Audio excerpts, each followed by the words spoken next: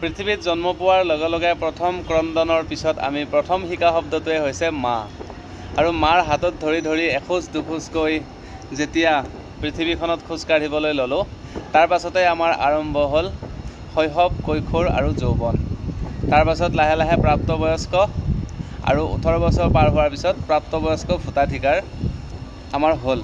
এনেদৰে আমাৰ জীৱনৰ পৰিক্ৰমাবোৰ লাহে লাহে আগবাঢ়ে প্ৰথম আমি এলপি স্কুললৈ গৈছিলোঁ এলপি স্কুলৰ আগতে আমি যেহেতু অংগনবাড়ীত যোৱা নাছিলোঁ আমি ক শ্ৰেণীত গৈছিলোঁ হয় না হয় অংগনবাড়ীত প্ৰথমে গৈছিলোঁ আমি কিন্তু অংগনবাড়ীত যোৱা নাছিলোঁ তোমালোকে আমাতকৈ যেহেতু অলপমান পিছৰ জেনেৰেশ্যন সেইকাৰণে আমি যোৱা নাছিলোঁ আমি প্ৰথমতে গৈছিলোঁ ক শ্ৰেণীত তাৰপিছত প্ৰথম শ্ৰেণীত আৰু মায়ে যেতিয়া আমাক স্কুলত থৈ আহিছিল থৈ অহাৰ পিছ মুহূৰ্ততে আকৌ কান্দি কান্দি কান্দি চাদৰৰ আঁচলত ধৰি মাৰ কান্দি কান্দি আকৌ ঘৰৰ ওচৰ পাৱাহি মায়ে হাতত মৰ্টন বা লুজেন বুলি তেতিয়া 1 টকাৰ টফি আহিছিলে সেয়া কেইটামান কিনি দি বা দোকানী দাদাজনক কৈ মানে কান্দিলে এনেকৈ দিবা বুলি কৈ আমাক মানে তাতে নিচুকনি জগাই থৈ আহিছিল আৰু লাহে লাহে এনেদৰে ডাঙৰ হ'লোঁ এলপি স্কুল পাছ কৰিলোঁ এমই স্কুল পাছ কৰিলোঁ হাই স্কুল পাছ কৰিলোঁ লাহে লাহে লাজে আৱৰি ধৰিলে আৰু কিছুমান ভাল লগা কামো কৰিবলৈ লাজ লগা হ'ল যদিও বা শিক্ষাগুৰুসকলে আমাক আগবঢ়াই দিছিলে সেই কামবোৰ কৰিবলৈ মানে ধৰি লোৱা মহৎ লোকৰ বাণী কোৱা প্ৰাৰ্থনা কোৱা বা আগতে আমাৰ স্কুলত আছিলে এতিয়াও আছে সাৱধান বিশ্ৰাম দিয়া প্ৰধানমন্ত্ৰী গৃহমন্ত্ৰী মুখ্যমন্ত্ৰী এইবিলাক এলপি স্কুলত আমি পাইছিলোঁ চাফাই যেতিয়া কৰিছিলোঁ তেনেকুৱা সেই দিনবোৰ পাৰ কৰি আহি আহি লাহে লাহে হায়াৰ ছেকেণ্ডেৰীৰ লাইফ আহি গ'ল মেট্ৰিক পাছ কৰাৰ পিছত কিন্তু মোৰ জীৱনত সকলোতকৈ স্কুলীয়া জীৱনত যদি বেয়া লগা দিন আছিল সেই দিনটো হৈছে যিদিনা আমি ক্লাছ 10ত বিদায় লৈছিলোঁ সেইটোৱেইটো কাৰণ ক্লাছ 10লৈ যিসকল আমাৰ বন্ধু বান্ধৱ আছিলে তেওঁলোকে হৈছে একদম জীৱনৰ প্ৰকৃত বন্ধু বান্ধৱ যিসকলক আমি কেতিয়াও পাহৰিব নোৱাৰোঁ তাৰপিছত যেতিয়া হায়াৰ ছেকেণ্ডেৰী পাছ কৰোঁ তাৰপিছত হায়াৰ ছেকেণ্ডেৰী পাছ কৰাৰ পিছত কিন্তু আমাৰ লাইনটো বেলেগ হৈ যায় মানে কোন বন্ধু কলৈ যায় কাৰ চাকৰি হয় কোনে কি লাইনত গুচি যায় অলপ কম্পিটিশ্যনেল হৈ যায় আৰু মানে কোনেও কাৰো খবৰ নোপোৱা হৈ যায় কোনে কি লাইনত গুচি গ'ল গম নোপোৱা হয় হঠাৎ আমি বহু দিনৰ মূৰত যেতিয়া বন্ধু বান্ধৱক লগ পাওঁ সঁচাকৈ আমি আৱেগিক হোৱাটো স্বাভাৱিক কিয়নো আমি একেলগে একে ঠাইতে এনেদৰে একেখন বেঞ্চতে বহি বহুতো দিন পাৰ কৰিছোঁ আৰু পঢ়া দিনৰ জীৱনৰ 15টা বছৰ বা 12টা বছৰ বহুত কম নহয় বহুত বছৰ কাৰণ 12 বছৰত এটা যুগ বুলি কোৱা হয় মই যেতিয়া মেট্ৰিক পাছ কৰিছিলোঁ মানে মেট্ৰিক পাছ কৰাৰ আগতে বিদায় সভা যেতিয়া হৈছিল তেতিয়া মোৰ এনেকুৱা লাগিছিল যে মই ক্লাছ 10ত এবাৰ ফেইল কৰি দিওঁ আৰু এইখন স্কুলত মই আকৌ এবাৰ পঢ়োঁ নগাঁও জনতা হাইস্কুল আমি সদায় শ্ৰদ্ধাৰে প্ৰণাম জনাওঁ স্কুলখনৰ গেটেৰে গ'লেও আমি সেৱা জনাই যাওঁ সঁচাকৈ খুব ধুনীয়া স্কুল আৰু আমি তাত মানে এটি মন্দিৰত সোমালে যেনেকুৱা আমাৰ অনুভৱ হয় ভক্তি ভাৱেৰে মানে মনটো ভৰি পৰে ঠিক তেনেকুৱাই হয় স্কুলখনলৈ গ'লে আৰু সেই স্কুলখনৰ পৰা বিদায় লোৱাৰ মুহূৰ্তটো বহুত আৱেগিক আছিল আৰু বহুত দুখ পাইছিলোঁ মানে আৰু মন আছিলে সেইখন স্কুলত পঢ়িবলৈ কিন্তু তেতিয়া যিহেতু ক্লাছ 10লৈকে ব্যৱস্থা আছিলে তেনেকুৱাকৈ আমাৰ জীৱন আগবাঢ়িছিল তোমাৰ অকণমান কোৱাচোন পঢ়া জীৱনৰ কথা আমি বিদায় লৈছিলোঁ এবাৰ এলপি স্কুলত লগতে এমই স্কুলতো লৈছিলোঁ কাৰণ মই পঢ়া স্কুলখনত এমই অকল 6, 7, 8 আছিল নহয় 5, 6, 7 আছিল আৰু মই ঠিক মানে ওলাই আহিম আৰু 7ত তেতিয়াই 5 টু এলপিত গ'ল আৰু 8 টু এমইত আহিল সেনেকুৱা এটা হৈছিল তিনিবাৰ বিদায় লৈছোঁ এবাৰ এলপি স্কুলত এবাৰ এমই স্কুলত এবাৰ হাই স্কুলত কাৰণ তিনিওখন বিদ্যালয় মোৰ বেলেগ বেলেগ আছিল তাৰপিছত মই মংগলদৈ কলেজত এডমিশ্যন ল'লোঁ তাত মোৰ বাছ এক্সিডেণ্ট হ'ল সেইকাৰণে আকৌ মই বেলেগ এখন হায়াৰ ছেকেণ্ডেৰী দুনী হায়াৰ ছেকেণ্ডেৰীত এডমিশ্যন ল'লোঁ গতিকে সেই এলপি স্কুল এমই স্কুলৰ যিটো জীৱন সেই জীৱনটো আৰু কেতিয়াও ঘূৰাই পোৱা নাযায় আৰু শৈশৱ আৰু কৈশোৰটো এইকাৰণে মই মধুৰ বুলি ভাবোঁ কাৰণ আমি যদি জীৱনত কিবা নহয় কিবা ভুল কৰোঁ সেই সময়খিনিত কিন্তু আমাক শুধৰাই দিয়ে ক্ষমা কৰিও দিয়ে মানে সৰু ল'ৰা গাত গোসাই থাকে ভুল হৈ যাব পাৰে মাফ কৰি দিয়ে আৰু একো নাই জানি বুজি কৰা নাই সেইটোৱে মই ক'ব খুজিছোঁ আমি তেতিয়া মানে 7ত আমি বিদায় ল'ম আৰু ঠিক বিদায় লোৱা সময় হৈছে আৰু তেতিয়াই 8 টু হাই স্কুলৰ পৰা 8 টু এমই স্কুলত আহি গ'ল আৰু ক্লাছ 5 টু এলপি স্কুলত গুচি গ'ল ইমান ফূৰ্তি লাগিছে নহয় সেই ফূৰ্তিটো চাগে জীৱনত সেইটো বুলি ইমান ফূৰ্তি লাগিছে বিদায় কেঞ্চেল হ'ল লগতে আমি সেইখন স্কুলতে পঢ়ি থাকিলোঁ মানে সেইটো কাৰণত মোৰ বেছিয়ে ভাল লাগিছে মনটোৰ সেই সুখৰ মুহূৰ্তটো আজিলৈ সেইখিনি সুখ পোৱা নাই আৰু আমি আগতে যে শিক্ষাগুৰুসকলক ৰাস্তাত লগ পালে ছাতি ল'লে ছাতিটো নমাই দিওঁ চাইকেলত উঠি গ'লে চাইকেলৰ পৰা নামি মাত দিওঁ বিয়া সবাহতো এখন গাঁৱৰে থাকে ছাৰ য'ত যায় আমিও তাতেই যাওঁ আৰু কেইগৰাকীমান শিক্ষাগুৰু আছিলে যে তেওঁলোকক দেখিলে আমি দূৰৰ পৰাই পলাইছিলোঁ হা তেনেকুৱা আৰু মোৰ এটি খুব ধুনীয়া স্মৃতি আছে যেতিয়া মই এলপি স্কুলত পঢ়িছিলোঁ সঁচাকৈ মই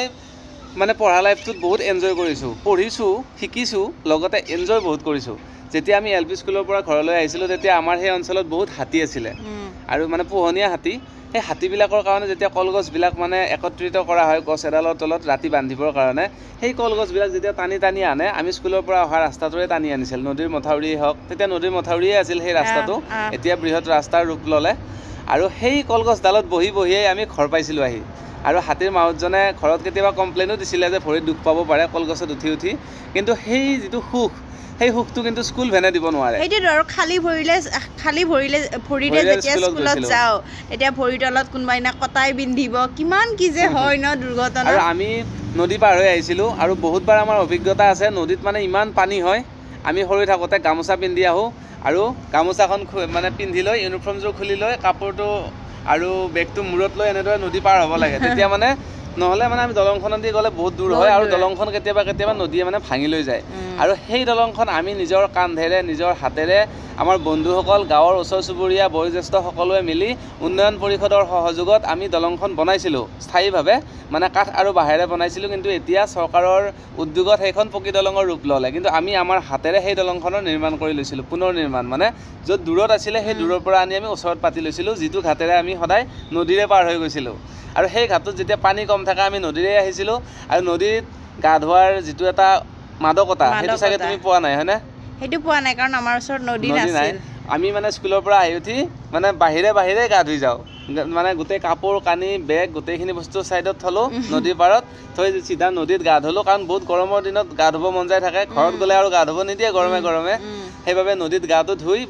নৈ কাণৰ বালিয়া বগৰী চগৰী খাই চিধা ঘৰত যাওঁ ঘৰত গৈ ভাত পানী খাই দেউতাই ৰখি থাকে মানে শুব লাগে ভাত খাই উঠি তাৰপিছত টোপনি যোৱা ভাও ধৰি থাকোঁ দেউতাই যেতিয়া গুচি যায় লগে খেলিবলৈ গুচি যাওঁ হয় দেই সেই যে খেলাৰ হেঁপাহটো টোপনিয়ে নাহে ন কিন্তু এতিয়া টোপনিৰ মহত্বটো বুজি পাইছোঁ যে দেউতা মায়ে আমাক কিয় শুব দিছিল আৰু টোপনি যোৱাটো আমাৰ স্বাস্থ্যৰ পক্ষে কিমান মানে উপযোগী বস্তু আমি এতিয়া ইচ্ছা কৰিলেও শুব নাপাওঁ ভাতকেইটা খাই উঠি ডিউটিত যাব লাগে সেইটোৱে মানে জীৱনত কেতিয়াবা যে কয় ডাঙৰ মানুহবিলাকে যে ডাঙৰ হ'লে এইটো কৰিবা ডাঙৰ হ'লে সেইটো কৰিবা মৰমৰ বন্ধু বান্ধৱীসকল আপোনালোকে কি ফিল কৰে কথাখিনি ক'বচোন এতিয়া ডাঙৰ হৈ আপোনালোকে বাৰু কিবা কৰিব পাৰিছেনে ক'ৰবাত যাব পাৰিছেনে আলহী ঘৰতে হওক বা কিবা বন্ধু বান্ধৱৰ ঘৰতে হওক যেতিয়া সৰুতে আপোনাক কৈছিলে যে মামাৰ ঘৰত এতিয়া যাব নালাগে ডাঙৰ হ'লে যাবা মেট্ৰিক দি উঠি যাবা আৰু সকলোতকৈ ডাঙৰ মিছা কথাটোৱে হ'ল মেট্ৰিক দি উঠি আৰু হায়াৰ ছেকেণ্ডেৰী দি উঠি কোনেও ক'তো যাব সময় নাপায় কাৰণ মেট্ৰিক দি উঠি আজিকালি কিবা কম্পিউটাৰ কোৰ্চ কৰিব নহ'লে কিবা লাইন পঢ়িবৰ কাৰণে কি বুলি কয় এইটো মানে কিবা কোচিং ল'ব আৰু মেট্ৰিক হায়াৰ ছেকেণ্ডাৰী দিয়াৰ পিছতে আমাৰ জীৱনৰ আচল ষ্ট্ৰাগল লাইফটো আৰম্ভ হয় আজিকালি মানে এডুকেশ্যনটো এটা কম্পিটিশ্যন হ'ল গতিকে পঢ়াৰ মাজত মানে কোনো ধৰণৰ আজিকালি গেপ নাথাকে মানে এইটো ডিউটি সেইটো কৰিব সেইটো ডিউটি সেইটো কৰিব নেক্সট কি কৰিব সেইটো মানে ৰেডি হৈয়ে থাকে মানে শিক্ষা বিভাগৰ পৰা আমাৰ দিনত কিন্তু তেনেকুৱা নাছিলে মানে বন্ধ আৰু গৰমৰ দিনত খুব বিশেষকৈ যদি আছিলে কলপাত লিখিব লগা আছিলে আৰু কলপাত আমি লিখি দিছিলোঁ এদিনত বা দুদিনত গোটেই কমপ্লিট কৰি দিওঁ খুব বেছিতে বাঁহৰ কিবা এটা হাতৰ কাম থাকে সেইটো মানে বেলেগ বন্ধত থাকে গৰমৰ বন্ধত নাছিলে চাগে সেইটো তেনেকৈ গৰমৰ বন্ধতো দিয়ে কিছুমানে বিচনী বা এনেকুৱা দিয়ে বিচনী ডলা আৰু ছোৱালীবিলাকক হেৰি দিয়ে টেবুল ক্লথ আৰু ভগৱানৰ কৃপাত আৰু শিক্ষাগুৰুসকলৰ সহযোগত আমি তেতিয়া ককা আইতাৰ পৰা এইবিলাক শিকিব পাৰিছিলোঁ কুটিৰ শিল্পৰ নিৰ্মাণ মানে বিচনী হওক ধাৰী হওক ডলা কুলা মোক ককাই শিকাইছিলে চালনী ববলৈ আৰু ডলা কুলা শিকাইছিলে কিন্তু মই বিচনী আমাৰ গাঁৱত যিহেতু আগতে কুটিৰ শিল্পৰ খুব প্ৰভাৱ আছিলে তেতিয়া মই শিকিছিলোঁ আমাৰ গাঁৱৰে দুজন দাদা মানে বহুত ভাল আছিলে এই কামবিলাকত তেওঁলোকৰ পৰা মই মানে পেলনীয়া সামগ্ৰীৰ পৰা শিকিছিলোঁ কি বনাব লাগে শিকিছিলা আৰু মই আকৌ আইতাৰ পৰা শিকিছিলোঁ আমাক তোমালোকে ল'ৰাবিলাকে যদি বিচনী নিয়া আমি ঝাৰু নিব লাগে নহয় সেয়া বনাই দিয়ে নিব লাগে তোমালোকে ৰুমাল টেবুল ক্লথ ডাষ্টাৰ এইবিলাক নিব লাগে আৰু যেনেকৈ অমুক প্ৰাথমিক বিদ্যালয় ক্লাছ 10ম শ্ৰেণী বা 5ম শ্ৰেণী নামটো বা ৰোল নাম্বাৰটোৱে মেইনলি লিখা হয় আৰু স্কুলবিলাকত যে আগতে নাটক হৈছিলে তোমালোকৰ পিনে হৈছিলে নে স্কুলত নাটক হৈছিল এই অধিৱেশনত আপোনাৰ হেৰি হওক স্কুল সপ্তাহিক সেইটোৱেইটো অধিৱেশন বুলিও কয় ন সেইটো আজিকালিতো চৰকাৰে বাধ্যতামূলকভাৱে পাতিবলৈ মানে দিছে বাধ্যতামূলকভাৱে দিয়া বস্তুটো আৰু স্বতঃস্ফূৰ্তভাৱে নিজৰ পৰা কৰা বস্তুটোত বহুত পাৰ্থক্য থাকে আৰু সৰস্বতী পূজাত যে আমি তুলি আমি অনুষ্ঠানখন পাতোঁ আৰু মুছলমান ধৰ্মাৱলম্বী লোকসকলে ফাতেহা পাতে এনেদৰে মানে মিলনৰ সংস্কৃতিৰ ভূমি আমাৰ অসম ভূমি আৰু তাতে আমি গোটেইখিনি সংস্কৃতি বজাই ৰাখি তেনেদৰে আমাৰ শিক্ষা জীৱনৰ পাতনি মেলিছিলোঁ আৰু লাহে লাহে হায়াৰ ছেকেণ্ডেৰী পাছ কৰিলোঁ তাৰপিছত মই লাইন পঢ়িব গ'লোঁ মানে বেলেগ লাইনত গুচি গ'লোঁ টেকনিকেল লাইনত আকৌ টেকনিকেল লাইন পাছ কৰাৰ পিছত জব পোৱাৰ পিছত মায়ে মোক সদায় কৈ থাকে যে BA পঢ়িব লাগিছিল নহ'লে যিটো আমি এক্সট্ৰা লাইনত গুচি যাওঁ সেইটো কিন্তু এডুকেশ্যন কোৱালিফিকেশ্যনত মানে মানুহক ক'ব নোৱাৰি মানে তেতিয়া নোৱাৰিছিল আৰু আজিকালিতো কিন্তু মানুহে কয় কাৰণ তেতিয়া মানে গ্ৰেজুৱেচন BA পাছ মানে বহুত ডাঙৰ পঢ়া MA পাছ তেনেকুৱা এটা মানে সিধা লাইনত আমাৰ মানে শিক্ষা প্ৰক্ৰিয়াটো গুচি গৈছিল কিন্তু যেতিয়া মায়ে মোক ক'লে যে এনেকৈ ক'বি নেকি যে মানুহে সুধিলে খালি মই হায়াৰ ছেকেণ্ডেৰী পাছ তেনেকৈ কওঁতে মই BAও পঢ়িলোঁ আৰু BAটো সুকলমে পাছ কৰিলোঁ এতিয়া আৰু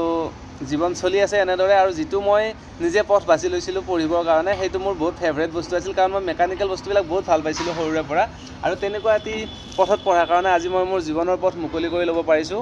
আৰু কথা হ'ল আপোনালোকে 10টা 15টা বস্তু পঢ়ি মূল্যৱান জীৱনটো আপোনালোকে মানে অবাবত ক্ষয় নকৰিব আপোনালোকে এটা এনেকুৱা পথ বাছি লওক যিটোৰে নেকি আপোনাৰ জীৱন সংগ্ৰাম চলে মই কিন্তু আপোনালোকক কিতাপ পঢ়িবলৈ মানা কৰা নাই বা যিকোনো এটা ছাবজেক্ট পঢ়িবলৈ মই মানা কৰা নাই কিন্তু যিটো এটা মানে আপোনালোকে পইচা দি যে কোৰ্চবিলাক পঢ়ি থাকে মই সেইটোহে মানা কৰিছোঁ যিটো নেকি আপোনালোকৰ জীৱনত কেতিয়াও কামত নাহে আৰু আপুনি কি কাম কৰি ভাল পায় আপোনাৰ নিচা আৰু পেচা দুটা বহুত বেলেগ বস্তু আপুনি যিটো কৰি ভাল পায় সেইটো আপোনাৰ জীৱনৰ জীৱিকাৰ পথ নহ'বও পাৰে আপুনি হয়তো ভাল নোপোৱা বস্তুটো আপোনাৰ জীৱিকাৰ পথ হ'ব পাৰে কিন্তু আপুনি এৰি নিদিব আপুনি যিটো বস্তুত প্ৰথমতে হাত দিছে বা যিটো বস্তুত আপুনি ভাল পায় আপোনাৰ ৰাপ আছে আপুনি কৰি পিনে সেই কামটো জীৱনৰ জীৱিকা উপাৰ্জন কৰিব পাৰিম বুলি ভাবিছে তেনেকুৱা এটি কাম লওক আৰু সেই কামটোত আপুনি দৃঢ়তাৰে দৃঢ় বিশ্বাসেৰে লাগি যাওক আপুনি এদিন নিশ্চয় সফল হ'ব আৰু ভিডিঅ'টি কেনেকুৱা লাগিছে আমাৰ পুৰণি দিনৰ সেই কথাবোৰ সুঁৱৰি আপোনালোকে জনাবলৈ নাপাহৰিব হয়নে সেইটোৱেইটো আৰু কেনেকুৱা লাগিছে জনাব লগতে আপোনালোকৰো যদি কিবা এনেকুৱা মধুৰ স্মৃতি আছে সেইটো এবাৰ কমেণ্টত লিখিব আৰু যদি ইউটিউবত চাই আছে আমাক তেনেহ'লে আমাৰ চেনেলটো সাবস্ক্ৰাইব কৰি দিব আৰু যদি ফেচবুকত নতুনকৈ চাই আছে তেন্তে আমাৰ পেজটো ফলো কৰি দিব নাপাহৰিব আজিলৈ চাই থকাৰ বাবে বহুত বহুত ধন্যবাদ